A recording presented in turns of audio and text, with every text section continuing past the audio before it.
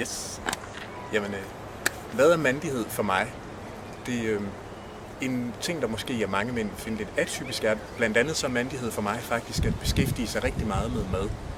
Og ikke bare sådan noget rød bøf med tung sovs, men at beskæftige sig med mad, der virkelig nærer. Og det kan også sagtens være mad, der er ekstremt lækkert og delikat. Og jeg har jo sådan et lille ordsprog, det der med grøntsager af kaninfoder, men på en lidt anden måde, end du måske lige tror som mand. Fordi de fleste mænd siger grøntsager, yeah right, kaninfoder, som om vi gider at spise det. Men fakta er jo bare, jo flere grøntsager du spiser, jo mere mandig bliver du i hvert fald, hvis du gerne vil have rejsning og kunne elske med din kvinde. Ikke? Så en af de ting, der for mig har rigtig meget at gøre med mandighed, det er faktisk god mad, der også nærer kroppen. Og selvfølgelig også i forhold til at være mand og i forhold til kvinder. Altså hvis du kan lave mad, så kan du vise en helt vild passion. Og i virkeligheden er mad noget af det mest intime, du kan give et andet menneske, for du propper noget i munden på dem. Så hvis du har stået og tænkt virkelig over at give folk nogle vilde oplevelser, der starter med deres sensor, så er du sådan set gået i gang med at forføre på det groveste eller på allerbedste og flotteste manér.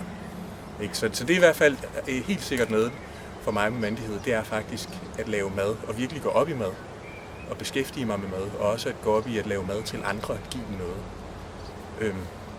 Så er der også omkring mandighed, at man skal huske at være sig selv, som jeg sådan er ved at have lært her i min meget vise alder af 32, at også i forhold til et forhold med kvinder, man skal huske at være sig selv og ikke give afkald på alt for meget af sig selv, fordi så forsvinder det, som der egentlig gør en interessant, også der, hvor man er glad.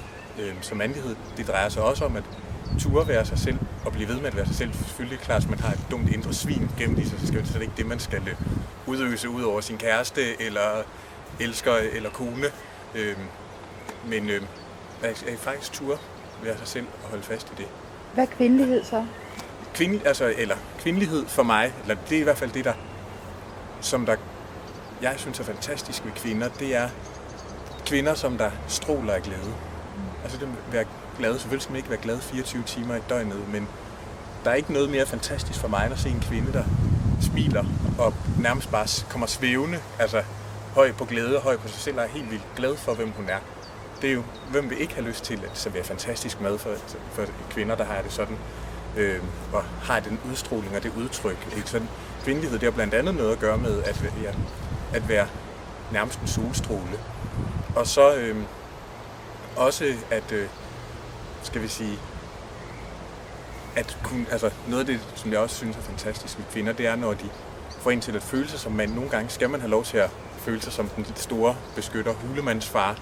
Selvfølgelig ikke hele tiden, og det skal heller ikke, gøres sådan falsk eller usandt, men det er helt sikkert også noget, som jeg synes er ret vigtigt i forhold til en kvinde, at man nogle gange får lov til at føle sig som mand og lidt som beskytter og far, at man bliver rost for noget, som man kan give. Ikke? Så det har noget med kvindelighed at gøre. Og også kvinder, de skal ikke være...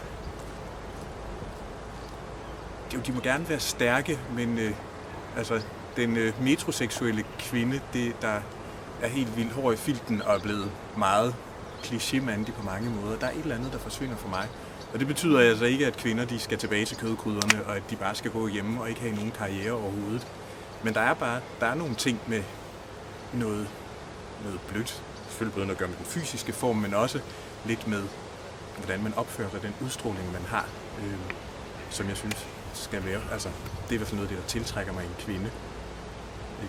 Men det er især det der med glæden. Altså, de kvinder, som jeg falder for, og de tidspunkter, deres liv, hvor jeg falder for dem, det er altså dem, hvor de fuldstændig stråler nærmest, når de går ind ad døren, så det er ligesom at kigge på solen. Og lige før man må tage solbriller på, men ikke helt selvfølgelig. Det synes jeg, det er virkelig vigtigt. Og så også at være til stede i sin krop. Altså med kvinder, som man kan bare se, der bevæger sig og har det fantastisk i deres krop, har det rigtig godt med, hvordan de bevæger sig og føler sig hjemme. Det er i hvert fald noget, som jeg synes gør en kvinde meget, meget sexet, at hun føler sig hjemme i sin krop og bevæger sig helt frit.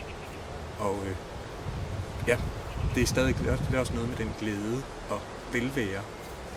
Fordi hvem har ikke lyst til at kysse på en, som der nærmest er som en solstråle og er helt rolig og afslappet og dejlig og en ren energibombe.